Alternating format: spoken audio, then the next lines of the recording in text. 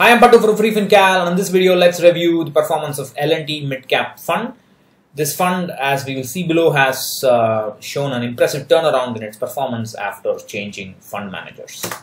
This was requested by many people at a poll on Facebook group Asan Ideas of Wealth, so hence this review. I hope you've also seen yesterday's review on quantum long-term equity. Otherwise, you can have a look at the link of the playlist where I've reviewed all the mutual funds at the end of this video. So L&T Midcap was launched in August 2004 and it has grown to the 6th in terms of AUM. It has an AUM of about 3,700 crores. The old investment strategy was to invest in the companies of the Nifty Free Float Midcap 100 index, but now the midcap space is defined as the 101st to 250th in terms of the full market capitalization of the NSE. So its investment space has broadened and it has to only invest in 65% of such stocks. So it can actually take on small caps and outperform, or it can take on mid caps to become a little more defensive. So after the SEBI categorization, the mid cap funds have actually their scope has actually broadened, which is a little bit ironic. So this is a screenshot from Morningstar India. You can see the fund manager history here, and you can see that S.N. Lahiri has been managing this fund since June 2013, and then another person has been added on in the last couple of years.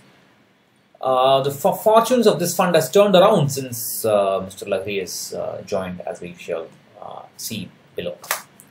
So this is two plots. On the top plot, you see every possible 3-year returns.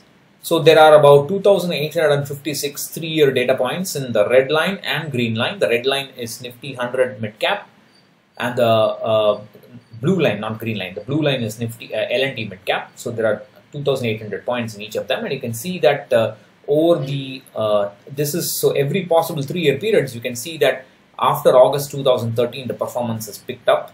Before that, it was quite bad. And on the bottom panel, you have the rolling risk, or you have for each of those durations considered in the top graph, the volatility in monthly returns is considered in the bottom graph. So lower the graph lies, with the lower the volatility of the fund. And you can see that until August 2012 or so, the fund was as volatile as its benchmark, but then it dropped down. So this more or less coincides with the fund manager's appointment. It doesn't happen all the time for most funds, but in this case, I think there's a very significant point here where I can say, okay, that's where the new fund manager took over. And that's always not a good thing, but anyway, since the fund has picked up performance and the last 5-year performance has been decent, I think that's forgivable. So that's over 3 years. And over 5 years, again, you can see that from about August 2013, the 5-year returns are better. Similarly, the risk is lower. And this is over 7 years. Again, you can see that in this period, the outperformance is there over 7 years, and the risk was also significantly lowered over the last few years for 7-year investment periods. So that's decent.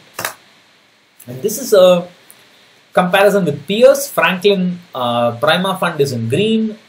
HDFC Midcap Opportunities is white. Kotak Emerging Equity is pink. Sundaram Midcap or Sundaram Select Midcap is brown. Axis Midcap, which is a young fund, is in yellow. There's not much you can say here except that this fund is, the L&T Midcap Fund is neither the best fund nor the worst fund. It's kind of along with the other guys in terms of return as well as in terms of risk. All of them generally have tend to be lower than benchmark. So some of them more consistently than L&T Midcap, but I would say that's decent performance in terms of risk. And this is the 10-year window. There's not much of a window here, only about 1,000 data points for L&T Midcap, much less for others. But again, L&T Midcap is neither the best nor the worst, and that's okay. That's perfectly acceptable, I think. So that's good.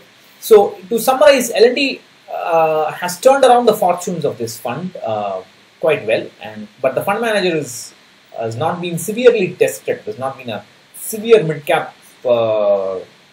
fall. There has been one since January 2018, but it's not, I think, the severe, it's not quite severe, I would say. It's been a very gradual fall. During that fall, the fund manager has done well. That much credit we have to give to the team. Existing investors don't have anything to worry about in this fund, in my opinion. New investors can certainly consider this fund compared to other funds like HDFC Midcap, which is probably the best fund in this category, but it's got 21,000 crores. So that may be a problem. So if you're worried about high size, then you can consider this fund. But as I've shown before, it's not the size itself that matters, but the sudden increase in size which is the problem. So even if you invest in this fund, you should keep an eye on the AUM change from month to month. And if it suddenly increases, you've got to keep an eye on performance. And sudden increase in AUM has always been a problem. So that's what I wanted to say in this review. Let me know if you're invested in this fund, and let me know if you have any other questions or any other problems that you want me to make videos on, or any other mutual funds. I have a long list.